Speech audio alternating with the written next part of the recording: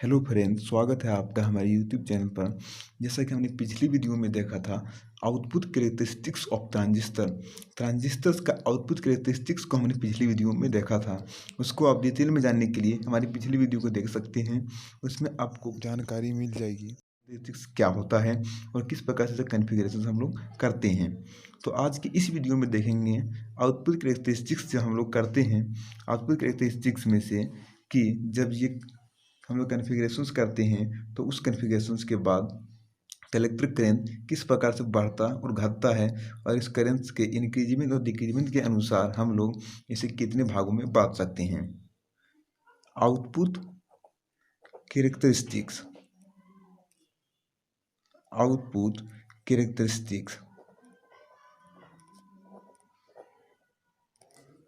इन common emitter configuration common emitter configuration.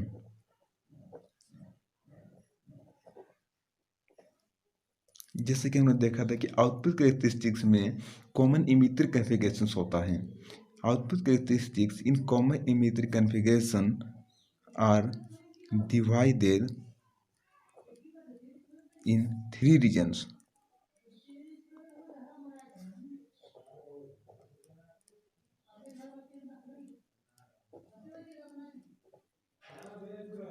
Output characteristics जब हम लोग कॉमन इमीटर कॉन्फ़िगरेशंस करते हैं तो जो रीजन्स होता है उसे 3 भागों में हम लोग बांट सकते हैं। डिवाइडेड इन 3 regions, जिसके नाम हैं active region,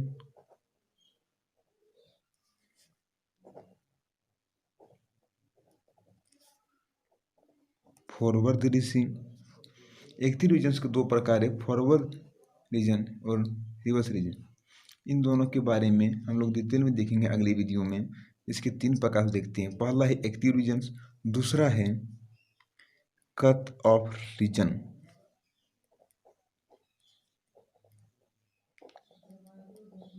cut off region, और तीसरा है सैचुरेशन रीजन।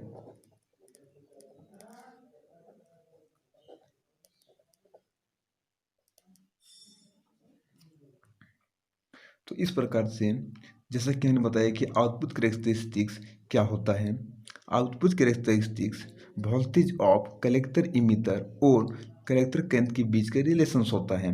तो जब हम लोग इस रिलेशन को ज्ञात करते हैं तो इस रिलेशनशिप को ज्ञात करने के लिए हम लोग कॉमन इमीटर कॉन्फ़िगरेशन कहते हैं।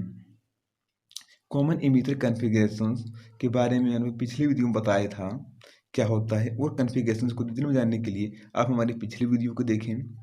कॉमन इमीटर कॉन्फ़िगरेशंस में इनपुट और आउटपुट सर्किट के लिए इमीटर कॉमन होता है। तो इस अनुसार जो ये करंट से कलेक्टर करंट चेंजिंग होता है, इसलिए इसको हम लोग 3 भागों में बांट दिए हैं, active region, cut off region and saturation region. Active regions का 2 प्रकार हैं। एक्टिव रीजन, इसको भी 2 भागों में बांट देते हैं, forward active region, forward active region and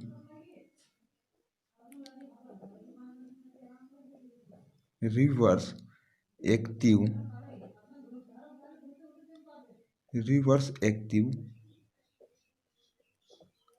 reason. अर्थात एक्टिव रीजन्स को हम लोग 2 भागों में बांटते हैं, फॉरवर्ड एक्टिव रीजन्स और रिवर्स एक्टिव रीजन्स।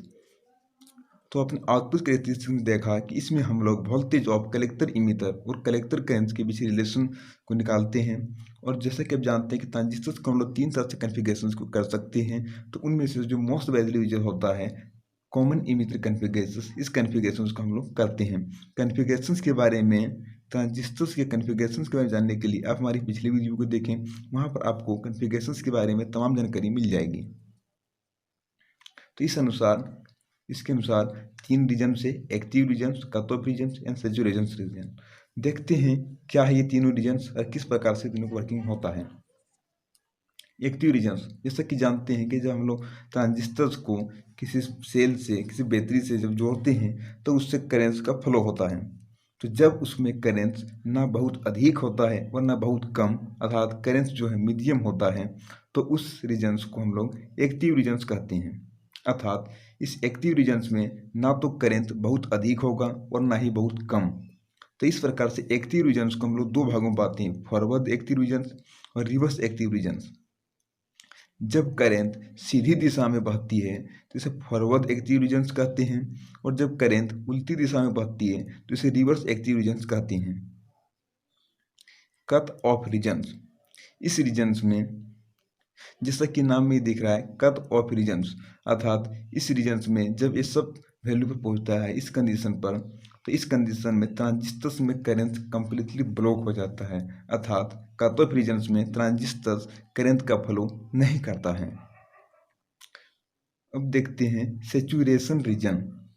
जैसे कि आप जानते हैं कि जब न्यूट्रल और फेज वायर, न्यूट्रल और फेज जो होता है कनेक्शंस में, जब दोनों आपस में संपर्क में आ जाते हैं डायरेक्ट कनेक्शंस में, तो करंट अचानक से बढ़ जाता है, उसे हम लोग शॉर्ट सर्किट कहते हैं। तो सैचुरेशन रीजन्स को आप शॉर्ट सर्किट की तरह भी समझ सकते हैं।